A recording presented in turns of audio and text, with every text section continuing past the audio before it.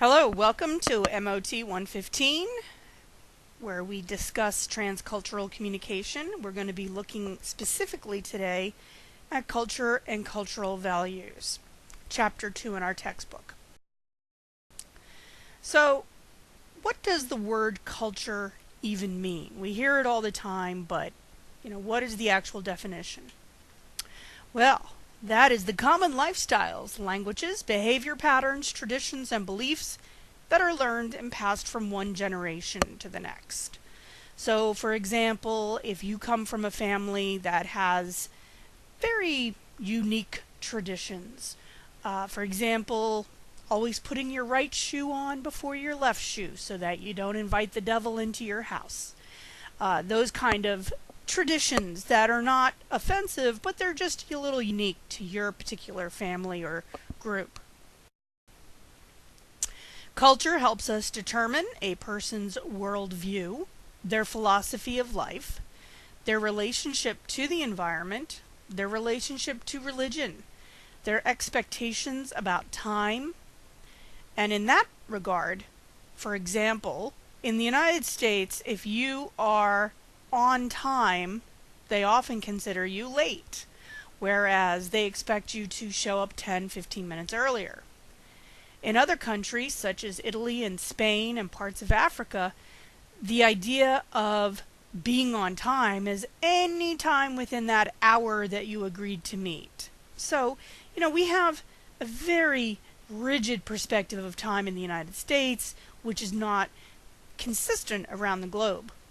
How they interact with others.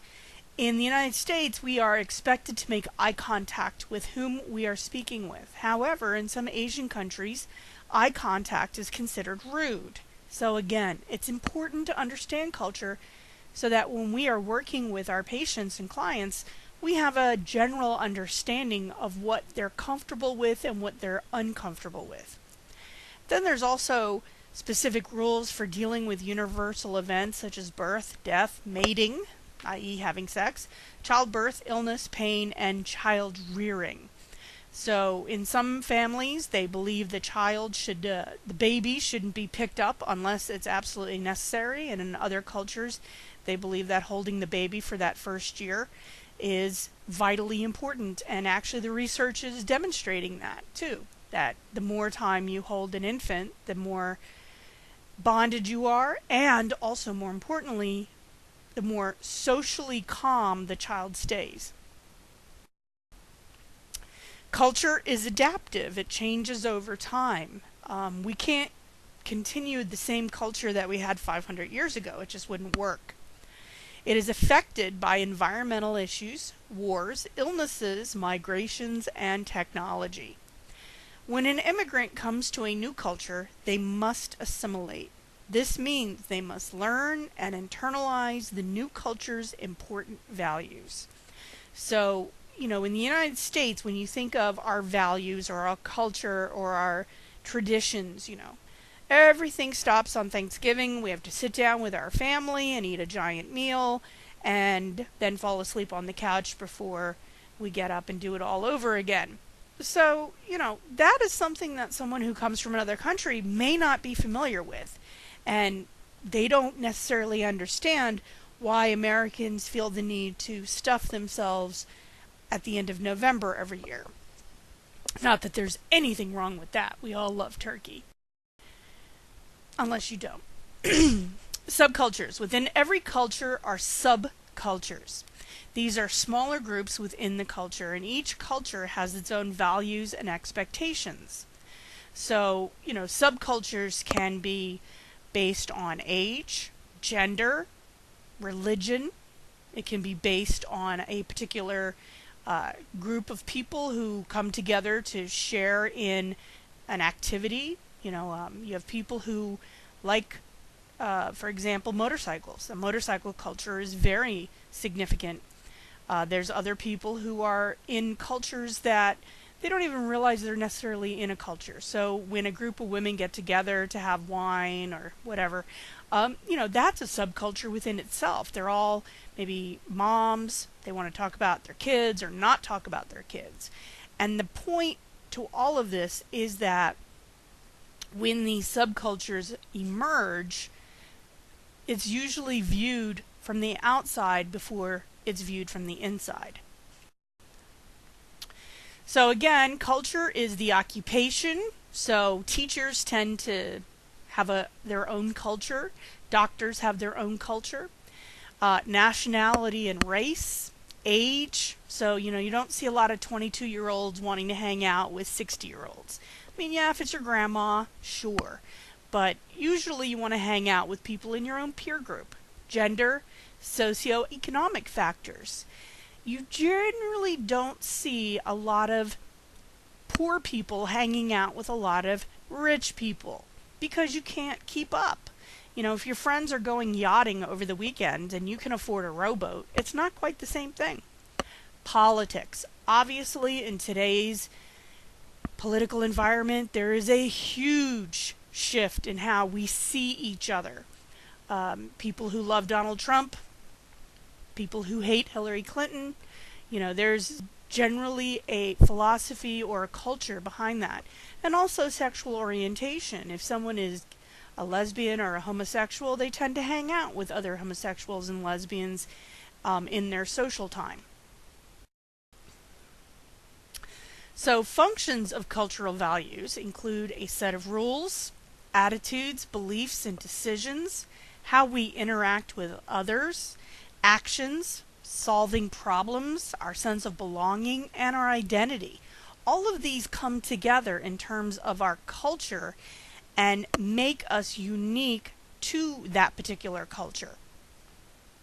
If, on one side you're very religious and you believe that you can solve your problems by prayer, that's one cultural expectation. Another culture might see it as more of a, let's face the problem head on, not worry about God for now, but we're going to work on it. So, people who belong to different cultures but share similar educational, economic, and occupational backgrounds will likely share similar values. So, if you have a bachelor's or an associate's degree, you are middle class or upper middle class, and you work in healthcare, you're probably going to have similar values and probably agree about a lot of the stuff that we anticipate people agreeing on. Politics, the perspective about why they do their job, things like that. So we're going to look at some of these value comparisons, and these are general. These are based on the average American or the average Asian in this case. It is not a specific person. So we're looking at the culture of Americans, the culture of Asians. So Americans, they have their individualism and independence. That's how our country was founded. We're all about being independent. Whereas Asians focus more on a group orientation. The benefit of the group is way more important than a benefit of an individual.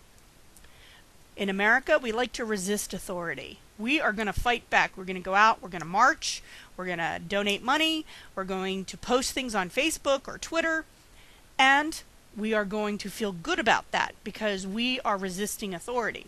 And again, that comes from our cultural heritage of us telling the British to go get stuffed back in the 1700s. Asian values, they tend to submit to authority. And again, many of them have lived most of their lives in authoritarian countries where they didn't have choices, where they didn't have a choice to resist authority, or you'd end up in jail or just disappear. So this value system is, again, something that comes from a historical basis. In the United States, we have a lot of blended families and nuclear families that we believe are just our family. So mom, dad, stepsister, brother, couple aunts maybe, but that's it. Whereas in Asia, you would have your second cousins, third cousins, your great aunt. Everybody shows up for these family events. So, the more the merrier.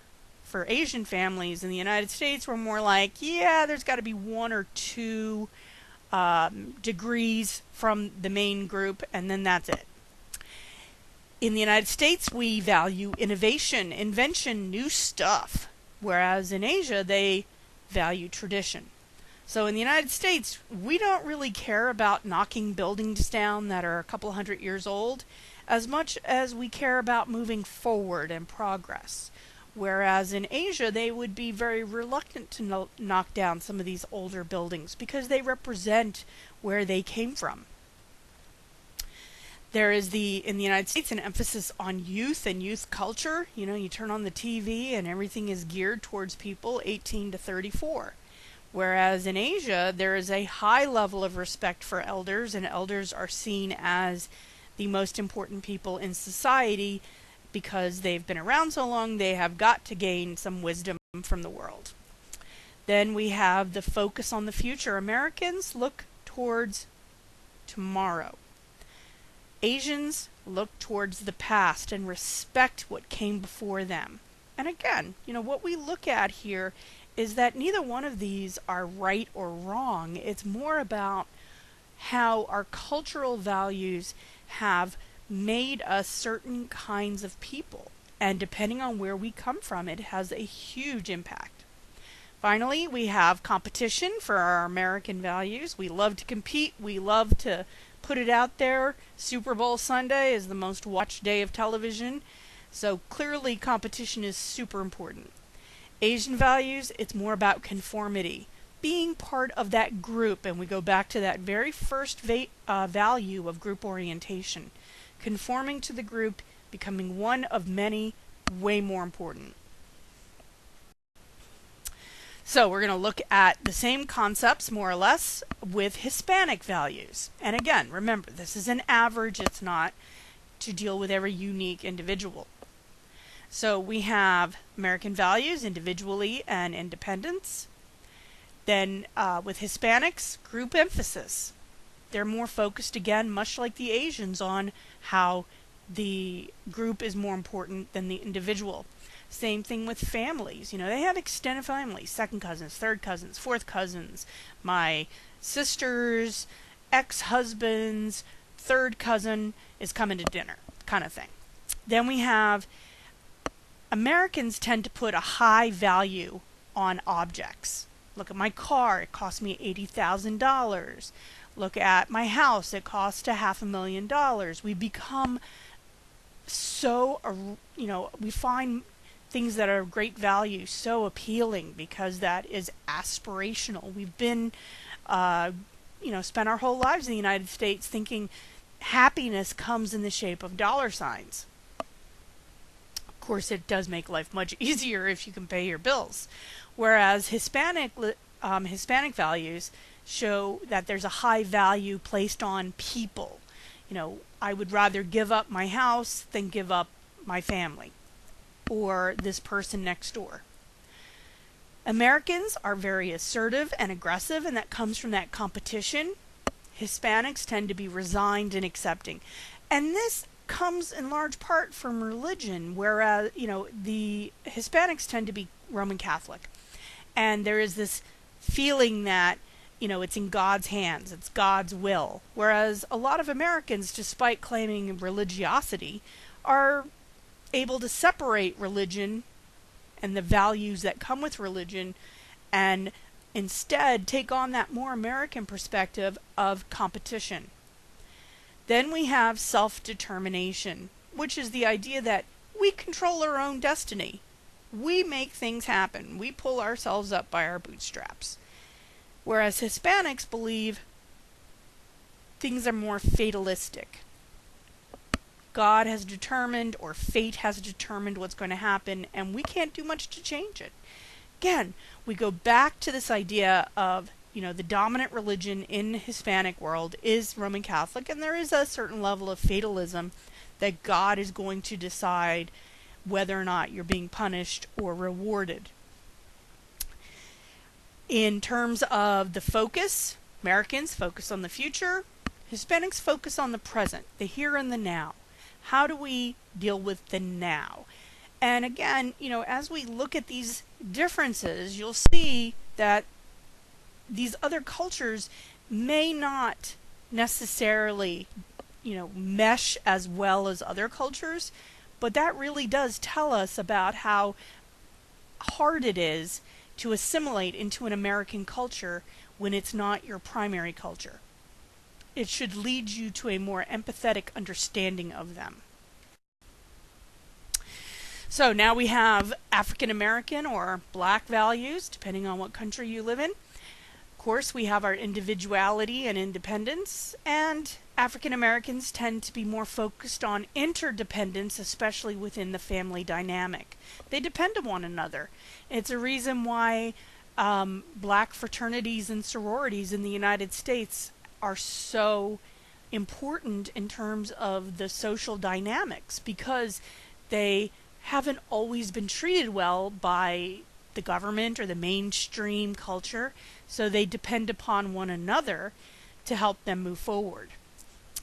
White America, we got the daddy running the family, whereas in African American families, it's usually the mother who runs the family.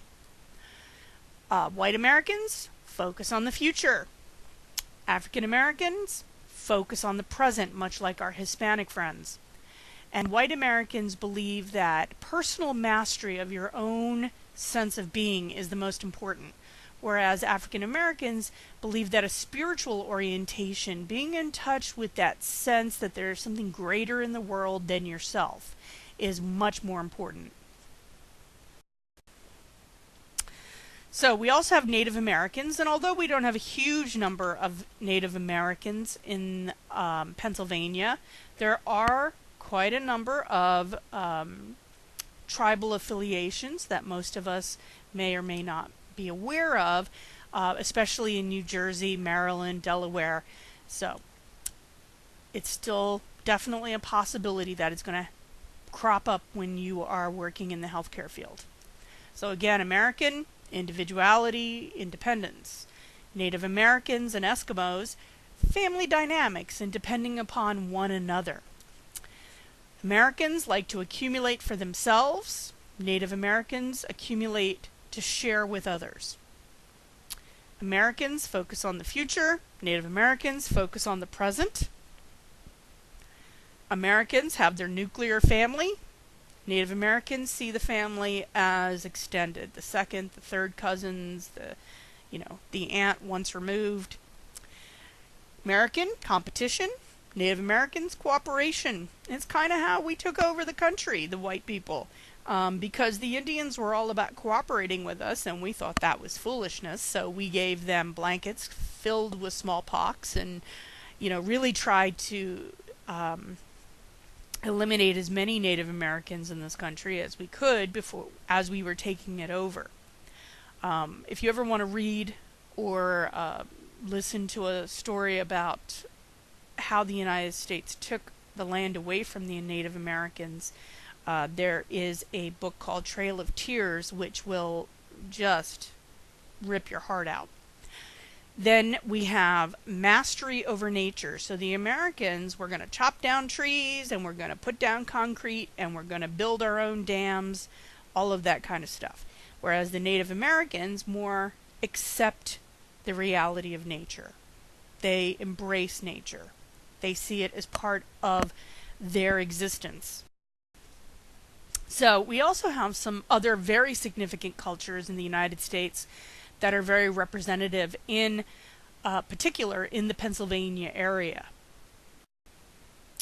The Amish. And again, if you don't come from Pennsylvania, you may never have even heard of them, much less seen them.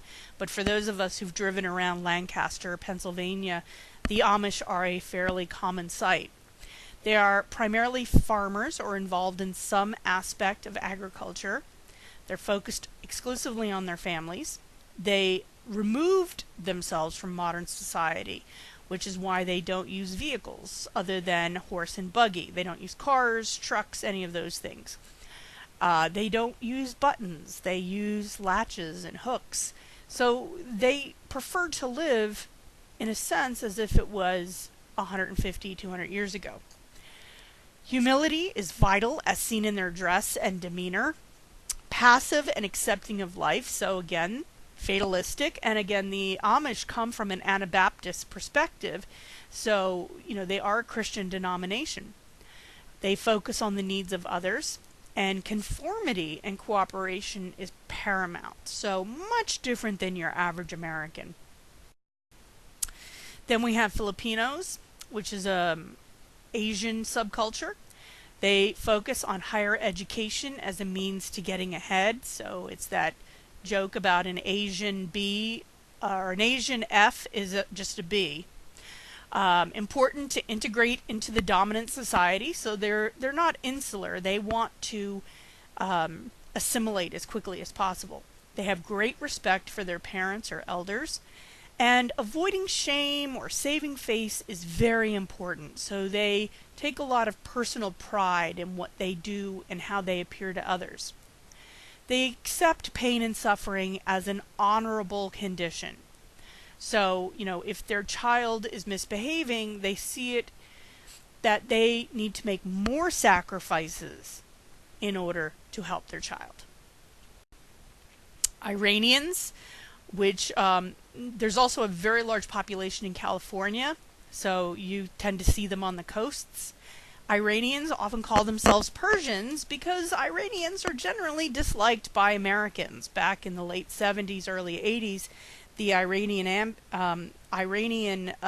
rebels took the Americans and Canadians hostage in Tehran, and that lasted over a year. So, a lot of people haven't forgotten about that. The vast majority live in and around Los Angeles, and they generally choose professional jobs or self-employment. They tend to avoid menial jobs. You won't see a lot of Persians working as maids. You see Persians working, owning their own stores, accountants, lawyers, so on. Most are Muslim, but some have embraced other religions. Interestingly, Iranians tend to be Shiites, and that's a sect of Islam, whereas the vast majority of other Muslim faiths tend to be Sunni.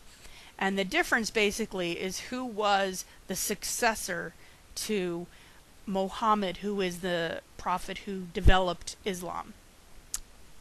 Father is the head of the household. When the father is absent, the oldest son is in charge. So clearly we see women are not as independent as the average American woman.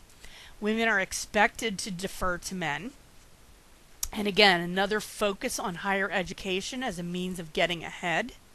Respect for very savvy business people. Respect for elders. And they also bring a certain level of modesty, respectability, hospitality, and politeness to any environment. So, it's like they've gone out of their way to be accepted in the United States because, 40 years ago, they were really disliked. And when the revolution occurred, Western type Iranians came to the United States to get away from the religious persecution they felt they would endure if they stayed in Iran under the Ayatollah. Then we have our Irish. 20% of Americans trace an ancestor to Ireland, including myself.